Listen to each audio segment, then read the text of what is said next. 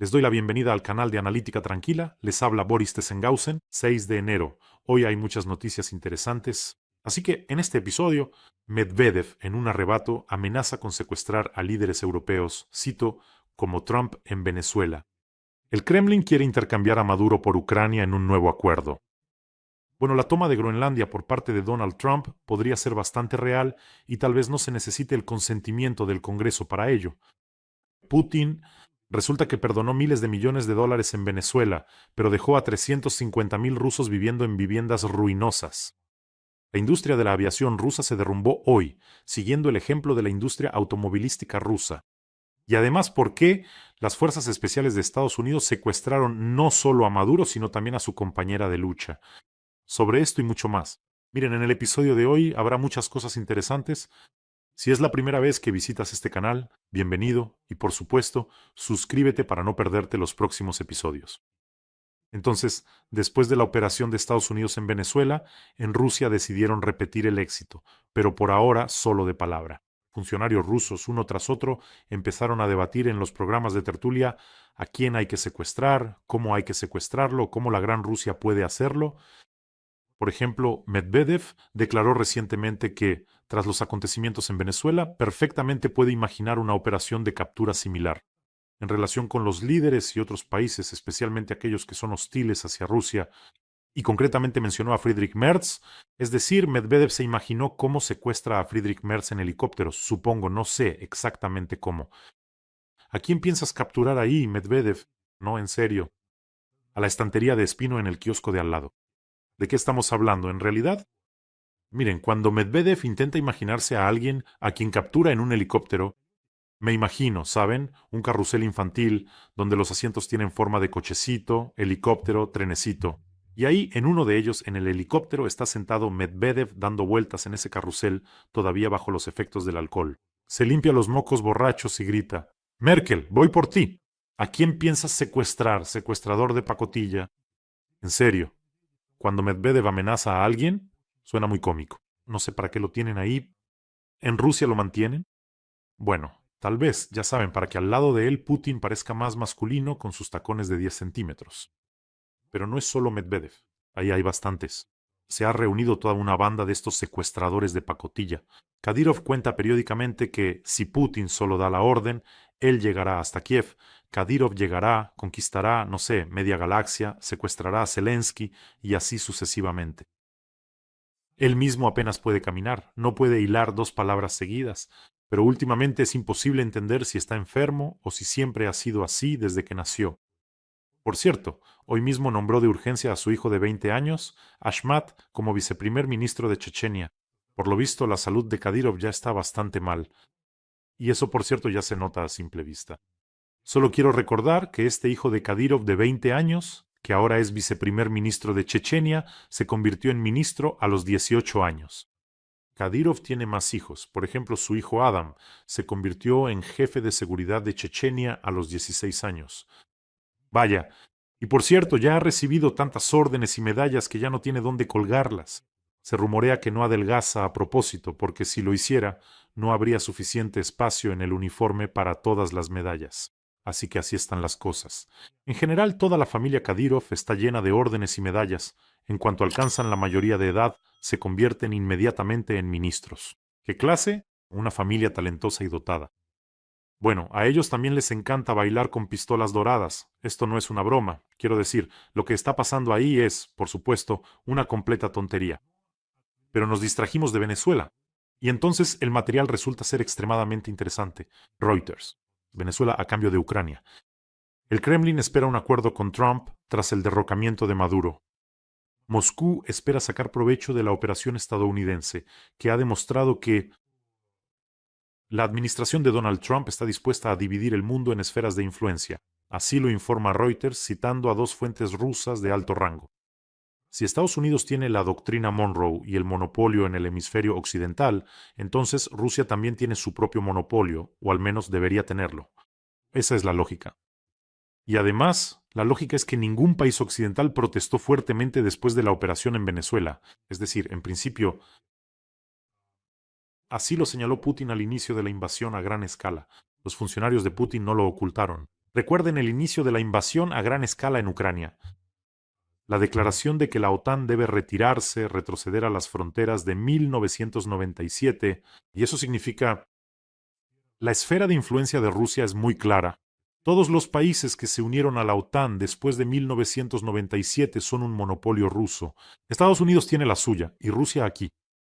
Así que solo quiero recordar que después de 1997 se unieron a la OTAN Polonia, Chequia, Hungría, Lituania, Letonia, Estonia, Eslovaquia, Eslovenia, Rumanía, Bulgaria, Albania, Croacia, Montenegro, Macedonia del Norte y ya después de la invasión a gran escala, Finlandia y Suecia.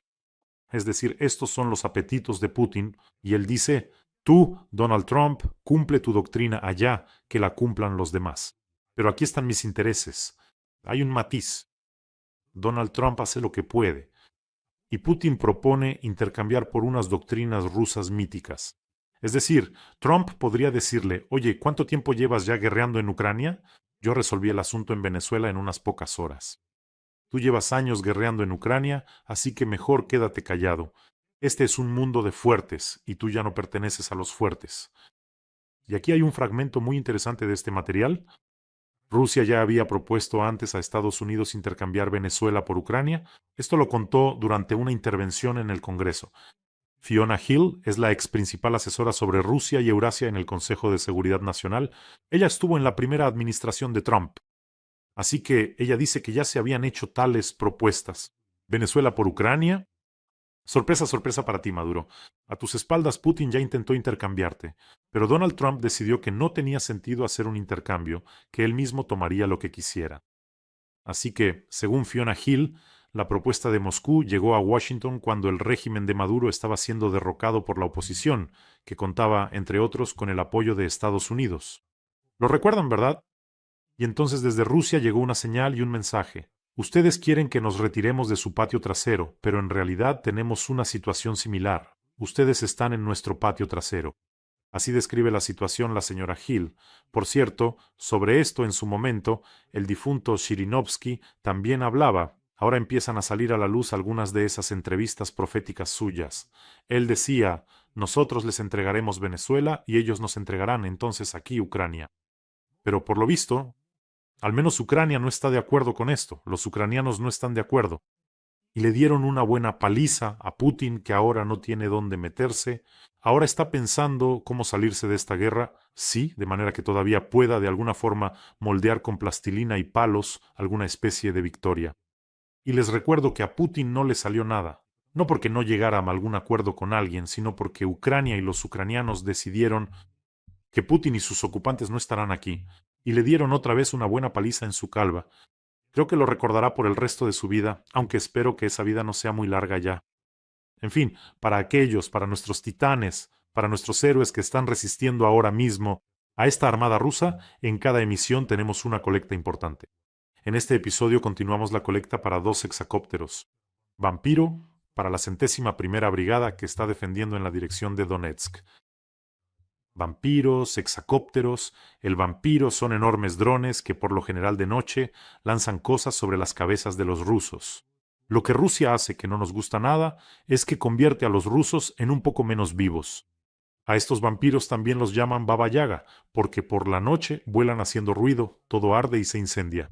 Y los operadores de la 101ª Brigada manejan estos vampiros con mucha destreza, así que ayudemos a reunir fondos para esta artillería pesada del cielo, para nuestra 101ª Brigada. Y nuestros combatientes han grabado un mensaje en video para ustedes. Por favor, véanlo y observen cómo se ven estos vampiros. Ми, бійці 101-ї окремої бригади охорони Генерального штабу, звертаємось до Бориса Тізенгаузена та його аудиторії. Воїни нашої бригади щодня виконують складні бойові завдання на Донецькому та Харківському напрямку. Просимо вашої підтримки у зборі на дрони «Вампір», антени та батареї для наших бойових підрозділів на лінії бойового зіткнення, що дозволить з вашою допомогою продовжити нищити ворога. Слава Україні!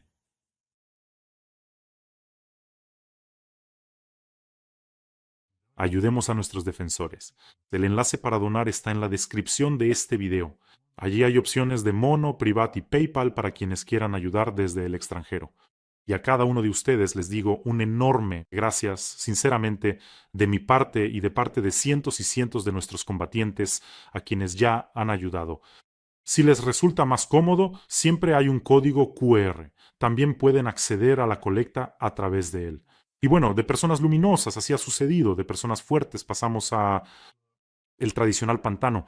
En la Duma Estatal de la Federación Rusa informaron sobre la suspensión del programa de reasentamiento de viviendas en estado de emergencia para los rusos. Es decir, los rusos viven en casas en estado de emergencia, el techo está a punto de caérseles encima, les prometieron reubicarlos en algún lugar, en una vivienda nueva y luminosa, pero ahora les dijeron que lo sienten, que no hay dinero, pero que de alguna manera se las arreglen. No hay dinero, creo que está claro por qué. Y lo más interesante es la cantidad de rusos que debían ser reubicados. 350.000 personas viven en viviendas en estado de emergencia y todo está en pausa. El programa de reubicación se ha detenido debido a la guerra y la falta de fondos. Y esto ni siquiera es una lista de espera para una vivienda nueva, solo piden simplemente llévenos, para que los techos y las paredes no se caigan sobre nuestros hijos. No hay dinero, para la guerra sí hay, pero para ustedes rusos no. Y por cierto, a Venezuela y Cuba les perdonaron miles de millones, y para la guerra enviaron aún billones más. Por cierto, ¿saben cuánto le perdonaron a Venezuela? Es simplemente sorprendente. ¿Por qué elegí estas dos noticias? Ahora, en un momento lo entenderán, seguidas. Según los cálculos de Reuters de 2006 a 2017, bajo Putin, el Kremlin destinó en total 17.000 millones al gobierno venezolano y a la empresa estatal petrolera venezolana.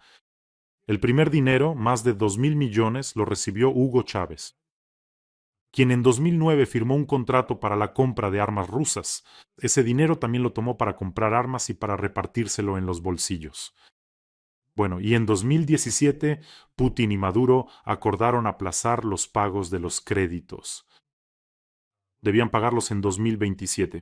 Por lo visto, Maduro ya no pagará nada en 2027.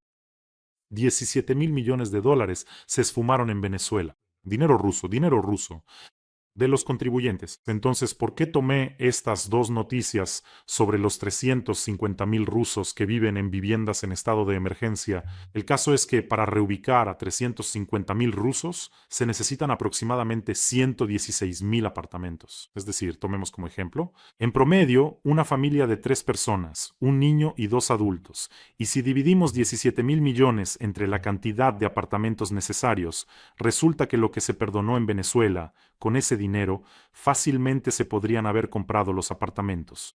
Para todos esos rusos que viven en viviendas en estado de emergencia, 350.000 rusos ahora vivirían tranquilamente en apartamentos nuevos.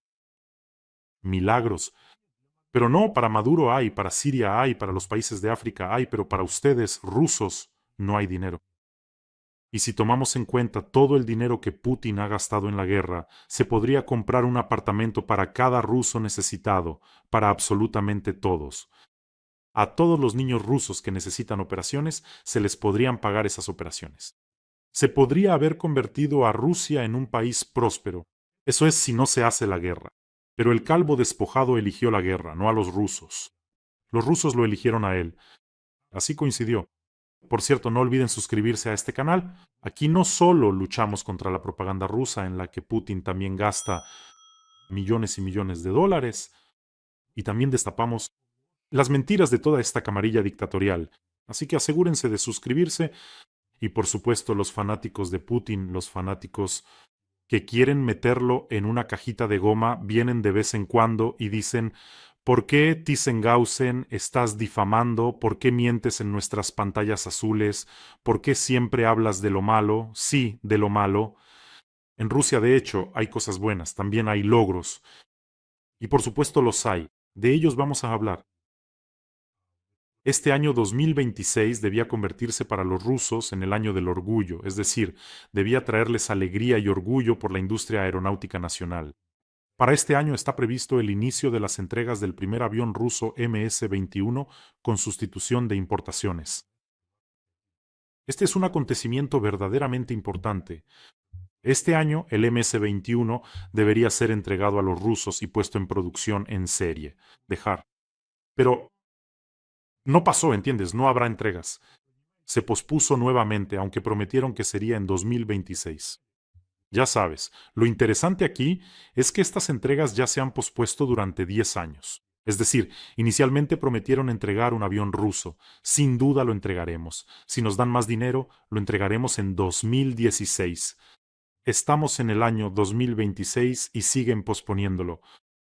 Siguen posponiéndolo, dicen, bueno, ahora probablemente hasta principios de 2027.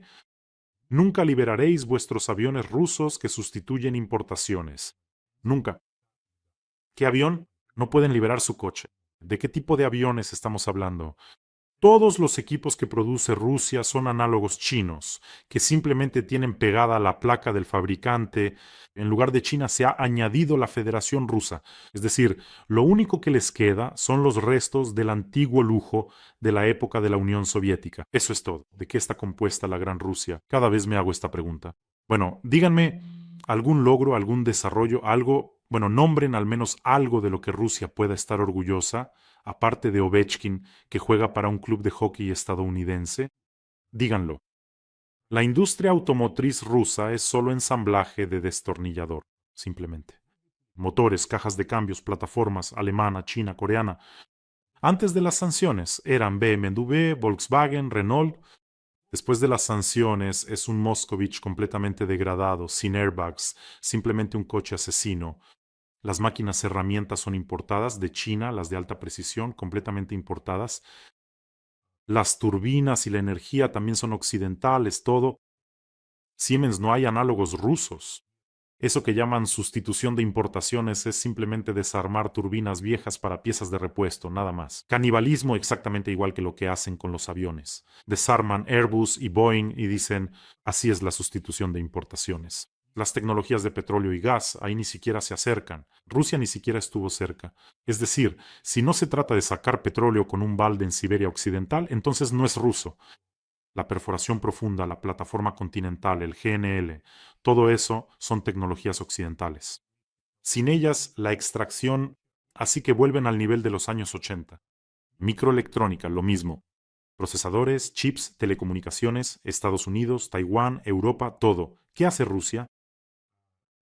En aviación, aquí sí que es un adiós inmediato. Por eso, la sustitución de importaciones terminó en el canibalismo de los aviones que Rusia robó, y ahí se acaba. Rusia no es una gran potencia. Es grande, es exportadora de materias primas, pero no es una gran potencia. No produce nada de manera sistemática. Es decir, su grandeza, la grandeza de Rusia, termina exactamente donde termina el petróleo ruso. Grandeza, entre comillas, por supuesto. Y eso es todo. Pasemos a un tema de actualidad. Cada vez se habla más de que Trump realmente no bromea sobre Groenlandia. Cuando él dice, necesitamos Groenlandia, absolutamente, en realidad no está bromeando. Y ahora ya se hacen declaraciones a nivel de jefes de Estado diciendo, Trump, no bromees, no deberías hacer eso, no juegues con fuego. Así que la primera ministra de Dinamarca declaró lo siguiente, que si Estados Unidos decide atacar militarmente a otro país de la OTAN, todo se acabará. Eso sería el fin de la OTAN. Eso sería el fin del sistema de seguridad que existe desde el final de la Segunda Guerra Mundial. Y me parece que ya hemos llegado a ese punto. La señora Frederiksen declaró que las exigencias de Trump sobre la cesión de Groenlandia deben tomarse en serio. Es decir, no estamos dispuestos a tolerar una situación en la que a nosotros y a Groenlandia se nos intimide de esa manera, añadió ella. Bueno, lo que al principio parecía una especie de broma o, no sé, una bravuconada por parte de Donald Trump ya se discute con total seriedad a nivel de jefes de Estado, se calculan escenarios. Después de la captura de Nicolás Maduro, Trump intensificó su retórica, es decir, se envalentonó, como se suele decir. Eso es todo, ahora necesito Groenlandia. Mientras aún había entusiasmo, se lanzaron hacia Groenlandia. Y Trump declaró, hablemos de Groenlandia aproximadamente dentro de 20 días. Allí nadie quiere, sí, hablar de Groenlandia, especialmente con Donald Trump. Pero imaginemos por un segundo que Donald Trump realmente se decide por un escenario de fuerza. ¿Qué creen que pasaría en el mundo si Donald Trump realmente diera tal orden a los militares? Imaginen que Estados Unidos pasa de las palabras a los hechos y establece un control físico sobre Groenlandia en contra de la voluntad de Dinamarca. Es decir, esto sería naturalmente el terremoto geopolítico más grande desde probablemente la disolución de la URSS, porque ahí comenzaría el bloque empezará a resquebrajarse, unos huirán en una dirección, otros en otra. Está claro que esto no será como el desembarco en Normandía, no habrá ningún asalto sangriento. De hecho, me parece que no se disparará ni un solo tiro. Es decir, esto se verá de la siguiente manera. Estados Unidos tiene una base aérea en el norte de Groenlandia, es decir, el contingente en la base de Thule simplemente toma el control de los principales edificios administrativos, puertos y aeropuertos de la isla bajo el pretexto de protegerla de la amenaza china y rusa, y también para garantizar la seguridad de la navegación. Por ejemplo, Trump decía que allí hay barcos chinos y rusos que necesitamos seguridad. Así es. Dinamarca tiene allí fuerzas muy simbólicas. La patrulla Sirius en trineos tirados por perros y algunos barcos más. Es decir, no habrá enfrentamiento directo. A los militares daneses se les ordenará directamente que no ofrezcan resistencia. ¿Cómo se comporten? Es otra cuestión. De facto, la anexión ocurrirá literalmente en 24 horas. Eso es importante. Recuerden esa cifra, 24 horas. Volveré a ella más adelante.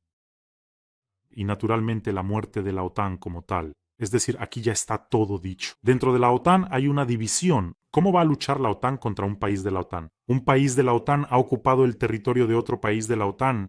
¿Qué va a pasar aquí? El agresor en este caso serán los Estados Unidos. Sí, efectivamente. La OTAN simplemente se convierte en una ficción. Ya se ha convertido en eso a medias, pero creo que esto será el colapso definitivo. Es decir, la reacción de Europa. Bueno, está bien. ¿Quién va a imponer sanciones contra Estados Unidos? La integración es demasiado estrecha. Lo condenarán, sí. Harán declaraciones, sí. Convocarán a la ONU, se llamarán entre ellos a alguien más. Habrá preocupación, todo eso. Pero en realidad, ¿quién se va a oponer? Francia y Alemania, me parece, impulsarán de inmediato la creación de un ejército europeo unificado bajo el paraguas nuclear de Francia. Es posible que el Reino Unido, que también es una potencia nuclear, quiera participar de alguna manera en la nueva alianza, pero aquí hay muchas preguntas. La imposición de sanciones es absolutamente poco probable. La reacción de Rusia y China. Bueno, aquí todo está claro.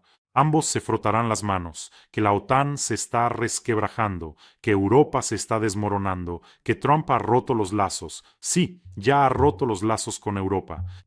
Por eso para ellos será un buen regalo, la legitimación del derecho de la fuerza. Además, ¿quién estaba conteniendo a Putin? Sí, hay sanciones, pero entonces China también dirá, escuchen, ¿cuál es el problema entonces? ¿Por qué entonces no dejan que Taiwán entre en Taiwán? ¿A China? Además, ustedes mismos dicen que no reconocen a Taiwán. Entonces, ¿cuál es el problema? Así que dentro de Estados Unidos podría surgir una crisis. Puede ser un problema constitucional, tal vez el Congreso intente bloquear la financiación de la operación, puede ser. Pero si Trump ya ha limpiado el Pentágono, como ya lo hizo con los leales, entonces la máquina obedecerá, los militares obedecerán, es decir, son posibles renuncias masivas del alto mando militar, para quienes la guerra con un aliado de la OTAN es una violación de su juramento y honor. Sí, eso puede pasar, pero ¿alguien se quedará? ¿Y qué pasará entonces? Y aquí está la pregunta principal sobre el sistema de frenos y contrapesos, sobre lo que el Congreso no permitirá. Y precisamente por eso les hablé de esas 24 horas. Por cierto, hoy la frase de Kissinger es más relevante que nunca. Ahora pasaremos a las 24 horas. Ser enemigo de Estados Unidos es peligroso, ser amigo de Estados Unidos es fatal. Es decir, en este escenario esta frase se vuelve simplemente profética. Y sí, el mundo se dividirá en fortalezas militares aisladas, algo así. Europa por su lado, Estados Unidos por el suyo, China y Rusia juntos según la situación. En general, todo apunta a que la OTAN debe ser desmantelada y reconstruida desde cero. Otra de las piezas clave será probablemente Ucrania, que en este momento cuenta con uno de los ejércitos más experimentados y con experiencia real de combate. ahora, pasando al sistema de frenos y contrapesos, y así el Congreso lo prohibirá o no, y así sucesivamente. La operación en Venezuela no fue acordada con el Congreso. El pretexto formal fue que una filtración a través del Congreso podría suponer una amenaza para la vida, incluso para los soldados de las fuerzas especiales Delta Force. Por eso, nadie le dijo nada al Congreso. Existe una resolución sobre poderes militares de 1973. Por ley, el presidente está obligado a notificar al Congreso en un plazo de 48 horas después de iniciar acciones militares. No siempre se requiere un consentimiento previo si la operación es de corta duración. Así que aquí están las 24 horas. Por eso, en noviembre, por cierto, del año pasado, el Senado de EEU, donde la mayoría son republicanos, bloqueó una resolución que habría obligado a Donald Trump a solicitar permiso para atacar Venezuela. Es decir, sus compañeros de partido le dieron luz verde para tomar medidas decisivas. Por eso, sin notificación, es perfectamente posible. Puede ser. Es decir, él no dirá que esto es una guerra. Jurídicamente, por supuesto, la ocupación del territorio de otro Estado sin declaración de guerra, aquí solo el Congreso puede dar la aprobación, constituye una violación de la Constitución. Como lo demostró el caso de Venezuela, se puede iniciar una operación rápida alegando la seguridad nacional. Bueno, y si es a corto plazo, tal vez ni siquiera se necesite consentimiento. Así que así es. En la historia moderna, por cierto, los presidentes de Estados Unidos, incluido Barack Obama, a menudo eludían al Congreso llamando a las acciones militares operaciones o medidas antiterroristas, para proteger los intereses de Estados Unidos. Es decir, ¿hay vacíos legales en la legislación? Sí, Putin con su la operación especial en vez de guerra está lejos de ser pionera, así que tampoco es un innovador. En general, por eso los líderes europeos están preocupados ahora, por eso el gobierno de Dinamarca está preocupado. Y yo creo que sí hay motivos para preocuparse. Y Trump, por supuesto, fiel a su estilo, claro, este tema del premio Nobel para él es simplemente algo que me parece a veces se despierta buscando ese premio Nobel. Volvió a declarar que todos quienes recibían el premio Nobel, lo recibían de manera inmerecida. Por ejemplo, Machado, según Donald Trump, no debería haber ganado el premio Nobel. Obama en general lo recibió en vano. Recibió ese premio. Por cierto, aquí estoy de acuerdo. ¿Por qué le dieron el premio Nobel de la Paz a Barack Obama? ¿Por qué paz, me pregunto? ¿Por el hecho de que Rusia se fortaleció y desplegó sus alas negras? Sus alas carbonizadas, ¿no? Sus garras extendidas. ¿Por qué le dieron a Barack Obama el premio de la paz? Él, por cierto, fue el iniciador del reinicio de las relaciones con la Federación Rusa. Así que así es. Bueno, a Donald Trump le arde lo de no tener el premio Nobel de la Paz. Creo que si no lo recibe este año, irá él mismo a asaltar el Comité Nobel. Eso seguro. Por cierto, me dio curiosidad por qué secuestraron no solo al propio Nicolás Maduro, sino también a su compañera de lucha, Cilia Adela Flores de Maduro. Bueno, difícilmente se llevan a los dictadores con toda la familia a Estados Unidos para juzgarlos, porque Maduro, por ejemplo, tiene un hijo y Cilia tiene 3 hijos. Del primer matrimonio hay hermanos, hermanas, hay tíos, tías, en fin, se llevaron a 2. El asunto es que Cilia, en cierto modo, es aún más dura que el propio Nicolás Maduro, una verdadera dirigente. Nació en 1956 en el estado de Cojedes. Y según datos de la BBC, en su infancia se mudó con su familia a Caracas. A los 32 años obtuvo su título de abogada, muy decidida, bastante estricta. Y esto pronto la llevó a los brazos de Maduro. Se conocieron en los años 90. Ella fue abogada del expresidente de Venezuela, Hugo Chávez. Maduro era una persona de confianza de Chávez. Es decir, Flores no era la primera dama que sonríe, ya saben, visita escuelas o asilos de ancianos. Ella es una de las figuras más poderosas del régimen. Ni siquiera la llamaban primera dama, la llamaban primera combatiente, es decir, la primera compañera de lucha. Su ascenso político comienza precisamente en esos años 90. Ella logró la liberación de Hugo Chávez de la cárcel, después de que él llevó a cabo ese fallido golpe de Estado, y también consiguió el indulto para él. En 2006 se convierte en la primera mujer en ocupar el cargo de presidenta del Parlamento de Venezuela. Ella asumió el cargo, oh qué sorpresa, de manos de Nicolás Maduro, quien a su vez se convirtió en ministro de Relaciones Exteriores. Es decir, ya ahí entre ellos todo estaba ocurriendo, esa química entre ellos, tal vez una química revolucionaria, algo así. Y Flores resultó ser muy hábil en cuanto al nepotismo hasta el año 2011. Según el periódico Tal Cual, al menos 16 de sus familiares consiguieron trabajo en el Parlamento. Bueno, y otro periódico dice que fueron 40 familiares los que obtuvieron empleo, de todo tipo, cercanos, lejanos y así sucesivamente. En 2012, Flores se convirtió en la principal abogada, iba a decir del diablo, pero en este caso es lo mismo, del gobierno de Venezuela. Los expertos la describen como el cerebro de las maniobras jurídicas de Maduro. Y en 2013 renuncia, pero esa renuncia no afectó en absoluto su influencia. Es decir, decían que Nicolás es la cara, pero Cilia es el puño. Nada sucede en el Palacio de Miraflores sin su aprobación. Es ella quien controla a los jueces, es ella quien controla a las fuerzas de seguridad. En fin, así de directa no se sabe nada, pero a quien había que sacar primero y llevar a Estados Unidos era a ella. Las organizaciones de derechos humanos y los investigadores de la ONU responsabilizan al régimen de Maduro por ejecuciones extrajudiciales, detenciones arbitrarias y persecuciones políticas. Y también lo acusan de haber bloqueado de manera consciente. Maduro bloqueó la ayuda humanitaria internacional y agravó la crisis humanitaria en el país. Y siempre en el centro de las acusaciones está Cilia Flores. Ella nunca fue primera dama, fue copartícipe en el gobierno. Y en los documentos de la Administración para el Control de Drogas de Estados Unidos, ella aparece no como esposa, sino como una figura clave en las redes financieras del régimen. Sobre esto declaró un ex alto funcionario de la DEA. Pues bien, las autoridades estadounidenses consideran a Flores como la figura central de una red internacional de narcotráfico. Ella lleva muchos años en las listas de sanciones de los países occidentales. Ahora en Estados Unidos la acusan oficialmente y de manera absoluta. Tráfico de drogas, acusación de financiamiento al terrorismo, posesión ilegal de armas. En este caso, marido y mujer tal para cual. Ese refrán describe perfectamente a esta pareja. Bueno, veremos. El juicio será pronto. Creo que pronto lo sabremos todo. Bueno, cuídate, cuida a tus seres queridos y no olvides suscribirte a este canal. Y te quiero mucho. Por favor, apoyemos a nuestros defensores de la 101 Brigada en estas condiciones meteorológicas de menos 10 grados. Ahora están conteniendo el ataque de este enorme ejército ruso de demonios. Bueno, los vampiros seguramente lo harán en sus manos, por lo que un número suficiente de rusos lo olvidarán para siempre.